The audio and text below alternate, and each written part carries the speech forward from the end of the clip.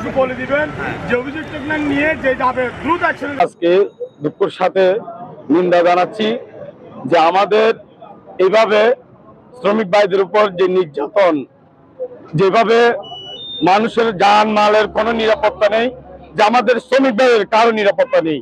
আমরা আইন শৃঙ্খলা বাহিনীর কাছে আমরা বিনয়ের সাথে অনুরোধ জানাবো যে মানুষের জান মাল এবং আমার শ্রমিক ভাইদের যারা গাড়ি চালায়, যাদের গাড়ি থেকে চুরি হচ্ছে, চুরি হওয়ার ক্ষেত্রে প্রতিবাদ করতে গিয়ে যেভাবে নির্যাতন হচ্ছে, এই নির্যাতন থেকে আমরা মুক্তি চাই। অতএব আজকে যে শ্রমিক ভাইরা ব্রিগেড দিয়েছে, কিন্তু আইনের কোন নিঃশ্বাস না পাওয়ার ক্ষেত্রে সেক্ষেত্রে ব্রিগেড দিয়েছে। যখন ওসি সাহেব নিজে এসে যখন আশ্বাস দিয়েছেন, তখন আমরা বলেছি যে আপনি যখন আমাদেরকে আস্থা দিয়েছেন আইনের আওতায় নিয়ে আসবেন, তাহলে আমাদের ব্রিগেড থাকবে না, সাথে সাথে আমরা ব্রিগেড তুলে ফেলছি।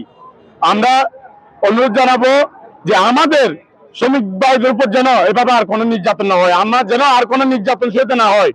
আমরা নির্যাতন অনেক সইছি, আর আমরা নির্যাতন সইতে চাই না। যে 23শে ফেব্রুয়ারি নির্বাচনে আমি সাধারণ সম্পাদক পদপ্রার্থী। আমার মার্কা হচ্ছে প্রজাপতি এবং বাংলাদেশ সড়ক পরিবহন শ্রমিক ফেডারেশন কেন্দ্রীয় কমিটিতে আছি। আজকের যে কয়েকটা আমাদের এখানে শ্রমিক একটা গাড়ি নিয়ে ওখানে মাল ফ্যাক্টরি থেকে মাল বের করতেছিল, তখন কাপড়ের রোল কিছু ছিনতাইকারী কাপড়ের রোল নিয়ে যখন চলে গেছে, তো কি করতে উদ্ধার করতে চাইছিল, পারে নাই।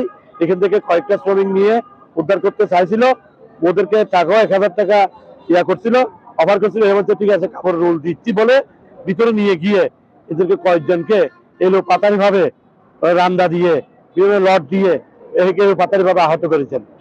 এরপরে শ্রমিকরা সবাই এখানে জড়ো হয়ে ব্যারিকেড দেওয়ার জন্য চেষ্টা করেছিল।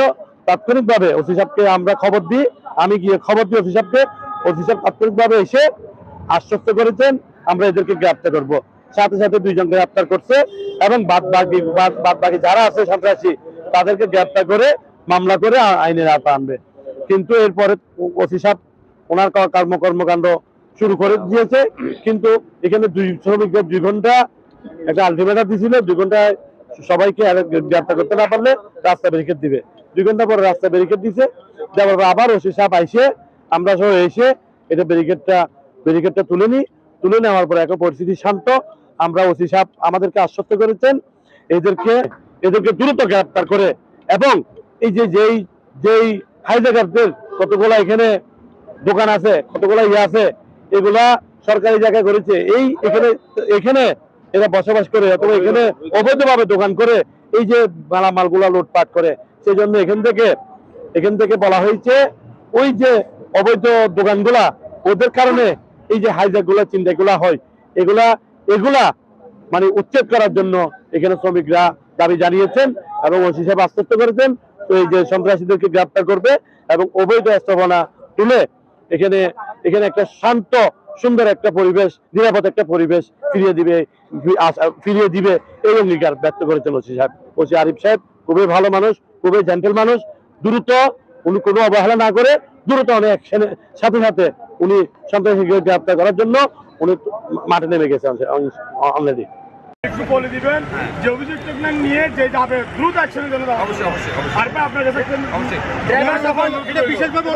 ড্রাইভার যখন গেছে, যখন মাইক যখন খাইছে, হেল্পার যখন বলতেছে ড্রাইভারকে মারতেছে, আমরা শুধু সব যারা আছে নির্বাচন সবাই এখানে নিয়ে আলোচনা করতেছে। গেছি যাওয়ার মতো কি আমাদের হামলা।